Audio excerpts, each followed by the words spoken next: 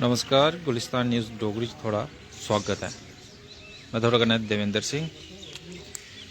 इसलै अस खड़ोते दे आं बट्टल चौक उप्पर, उधमपुर जिला ते बट्टल चौक। एह् रस्ता तुस दिक्खी सकदे हो। इक जेह्ड़ा ये जम्मू मानसर वगैरह जेह्ड़ा रस्ता, एह् दूआ जेह्ड़ा सुकराला माता वगैरह बिलावर जंदा है, ये जेह्ड़ा उधमपुर जंदा है। बट्टल इ'यां भी फेमस है, जेह्ड़ा पनीर दे पकौड़े आस्तै जेह्ड़ा जाने जंदा है। दुकानां वगैरह जेह्ड़े दुकानदार ने इसलै जेह्ड़े अपनी जेह्ड़े दुकानां खोली चुके दे न, कम्म जेह्ड़े करा करदे न, मतलब त्यार ही अपना जेह्ड़ा दुकानां ठंडू दे बिच जेह्ड़े आए गेदे न, उन्होंने अपनी रोजगार खोलने आस्तै। बरखा के बाद किश थाह्रें पर धुंध भी है, ते फिलहाल इत्थै जेह्ड़ा मौसम साफ है। बलविंदर सिंह हिंदुस्तानी, जय माता दी, जय माता दी। तंदूर भी तुस दिक्खी सकदे, जेह्ड़ा भखादा नहीं भखाइयै छुड़ाए न, ते त्यारी अपनी जेह्ड़ी करा करदे न।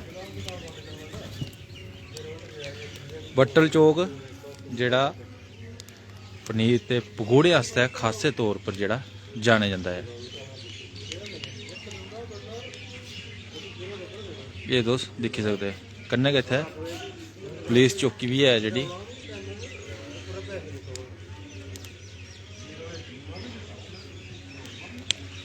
ते सोचा कि सवेरे सवेरे तुसें जेह्ड़े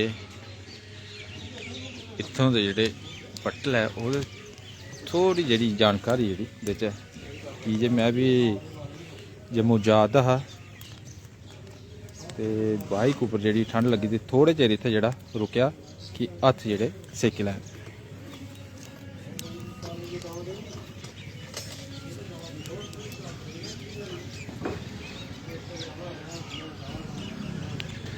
बट्टल चौक अगर तुस भी कदें इस कच्छै निकलो तो जरूर इत्थै जेह्ड़ा चाह् ते पनीर दे पकौड़े जेह्ड़े उं'दे आस्तै रुकी सकदे हो, स्वाद जेह्ड़ा इत्थां दा लेई सकदे हो।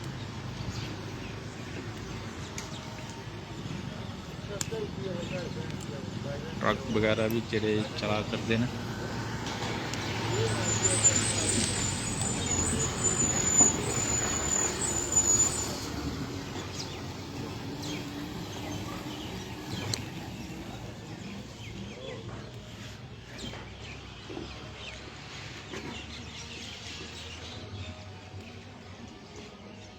दुकानदार जेह्ड़े साफ सफाइया लगे दे न, हालांकि हून गै दुकानां खुल्ला दियां न, सारे तुस दिक्खी सकदे हो।